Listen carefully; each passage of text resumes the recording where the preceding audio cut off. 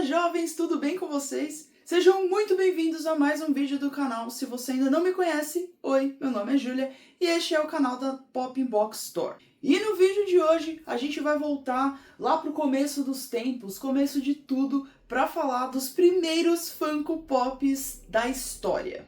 E spoiler aí pra você, eles já têm quase 14 anos de idade. Se você me acompanha Pop Box já há um tempo, você provavelmente até já sabe, já ouviu falar de quais foram os primeiros pops. Mas se você ainda não conhece, puxa a cadeira aí, se acomoda, já dá um like aqui no vídeo. Por via das dúvidas, eu acho que você vai gostar, então já deixa o seu like. Lembra de se inscrever no canal se você ainda não é inscrito e ativar o sininho aí para receber sempre todas as atualizações assim que saírem.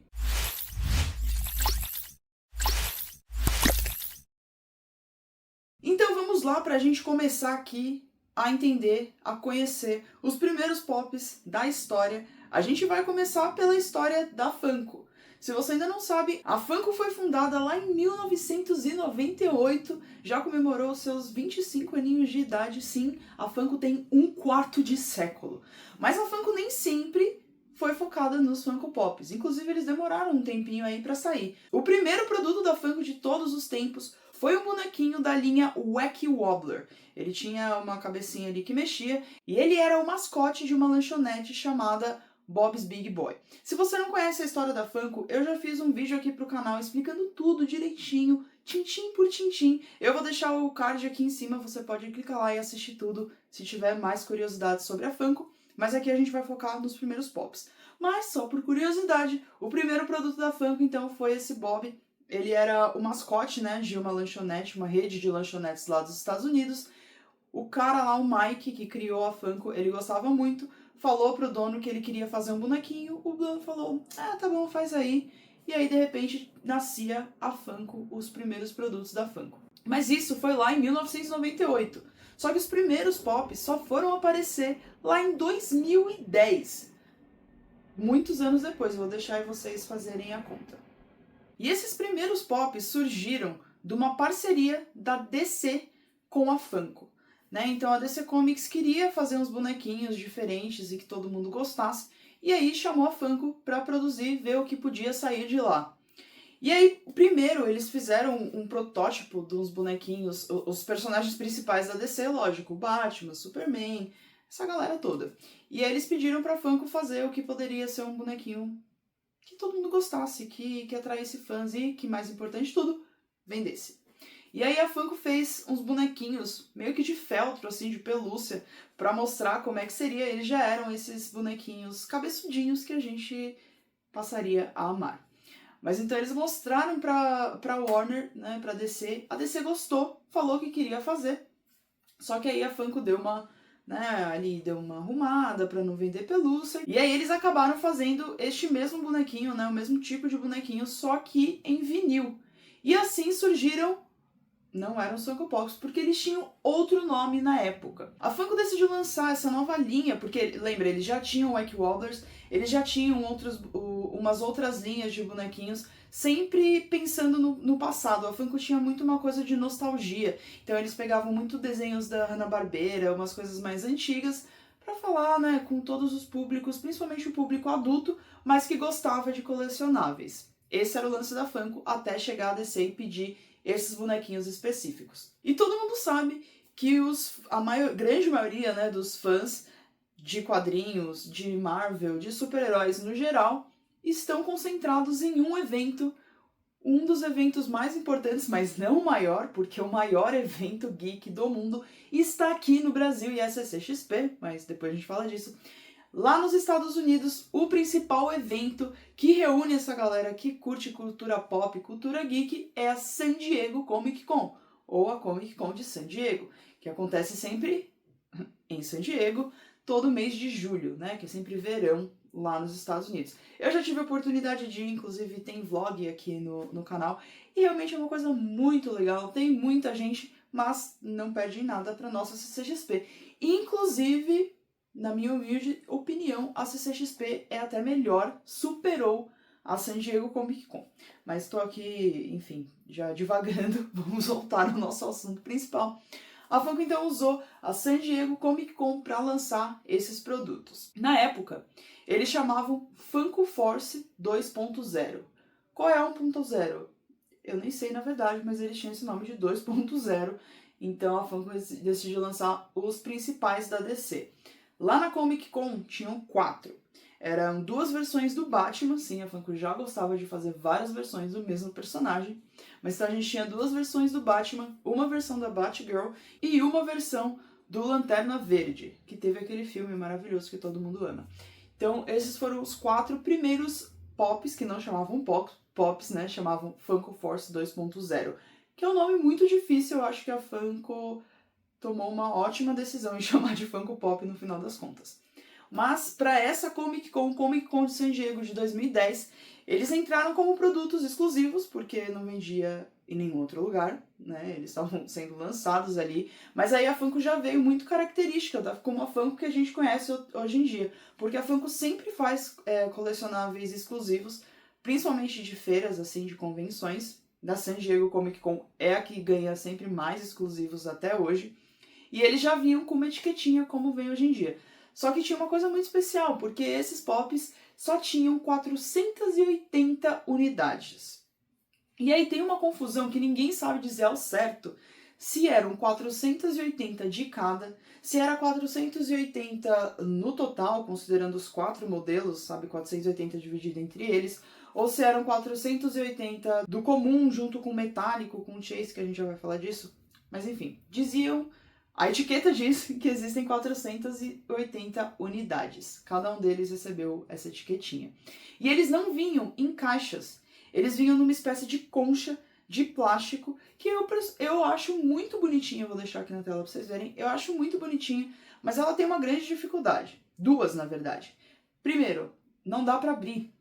Então você não consegue tirar o seu pop, colocar com facilidade como a gente consegue fazer com a caixa.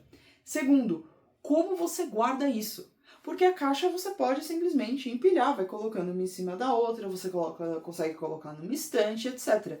Nessa conchinha de plástico você não consegue, né? Então assim, é bonitinha de ver, eu acho que até tem mais espaço para mostrar o pop, só que é muito difícil de armazenar e de ter centenas, milhares, como muitos colecionadores têm. Mas no primeiro momento ali a Funko lançou então dentro dessas embalagens, só que dizem os rumores, eu tô falando dizem assim porque realmente a Funko nunca lançou informação oficial sobre esses tópicos específicos. Então é tudo coisa juntada ali de que um colecionador disse aqui, outro colecionador disse ali.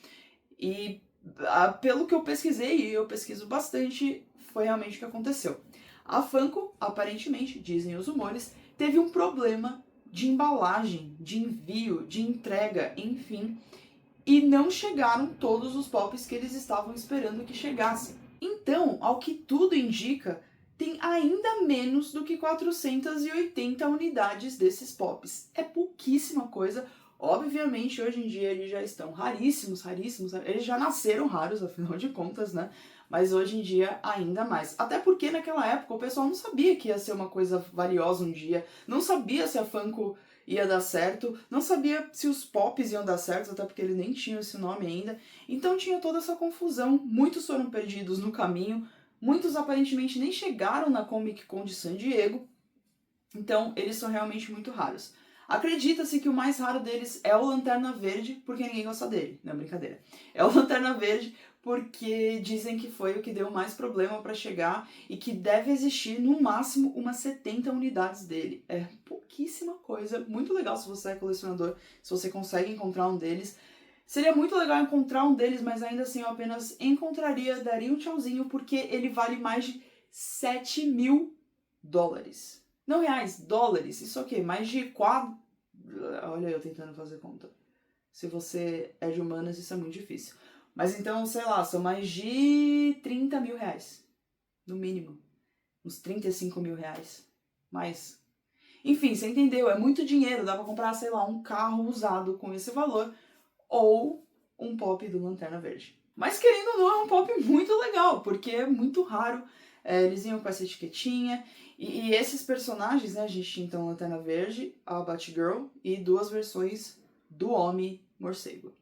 E aí a Funko, além disso, eles já lançaram duas tendências também, duas marcas registradas da Funko, que são pops Chase e pops metálicos. Ah, e tinha também o Glow in the Dark, que é o que brilha no escuro. Inclusive, este Lanterna Verde brilhava no escuro. Então a gente tinha essas três variações que existem até hoje. Até hoje a Funko faz pop metálicos e até hoje a Funko faz pops Chase. Só que Chase é uma coisa, se você não sabe, eu vou explicar aqui brevemente.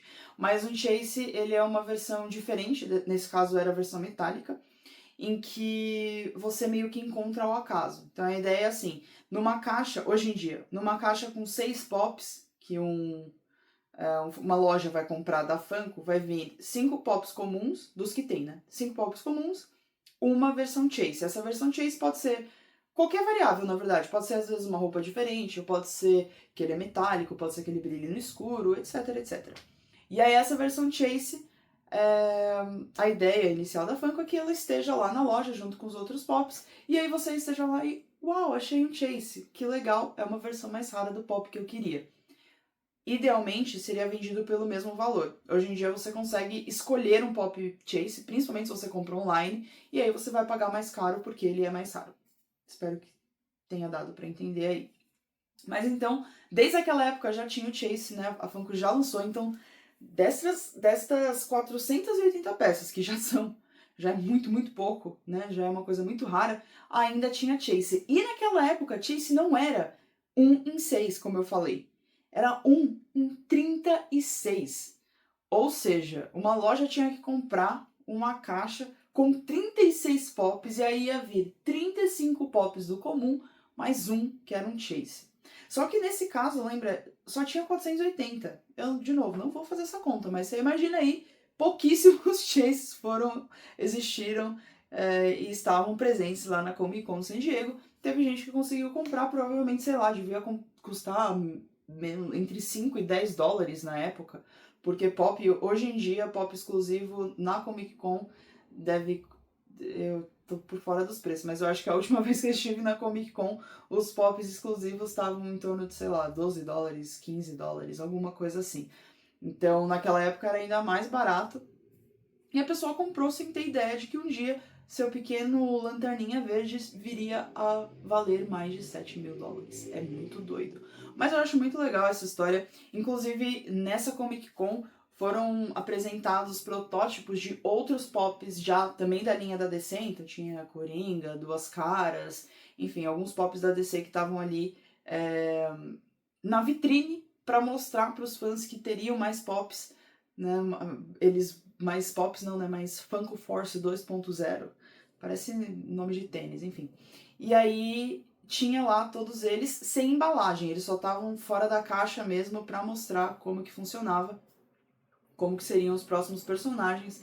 Foram postados pela Funko protótipos deles, imagens só deles nas suas conchinhas, mas eles nunca foram lançados na concha. Só os que foram lançados nessa conchinha de plástico foram esses 4 principais. Justamente porque os fãs realmente preferem a caixa, não tenho o que falar, é muito mais prático. Inclusive, uma coisa que muitos fãs fizeram, desses que conseguiram comprar na concha, foi depois comprar, por exemplo, um Batman número 1, e aí passar ele da conchinha para a caixa e transferir a etiqueta também. Então pode ser que você encontre em sites lá fora que vende direto de colecionadores assim, pode ser que você ache um Batman metálico da Comic Con San Diego numa caixa. Ele não veio lá, ele foi transferido, porque realmente lá no dia só foram lançados nessa conchinha. Mas então, senhoras e senhores, esta é a história dos primeiros Funko Pops da história. Só depois disso eles foram chamados de pop, tá? Quando foi pra caixa já foi como pop, e eles são como a gente conhece hoje em dia. E desde lá já começou a história da numeração, né? Os primeiros da DC foram os 10 primeiros pops, então tinha lá desde o número 1 até o número 10, e hoje em dia já tá em 1000 e muitos, enfim. Se você ainda não conhecia essa história, espero que você tenha gostado. Se você já conhecia e assistiu até aqui mesmo assim, uau, que legal, muito obrigada. Lembrando de deixar aí o seu like no vídeo, acompanhar a gente tanto aqui no canal, quanto lá no nosso Instagram, tudo chega primeiro lá no Insta.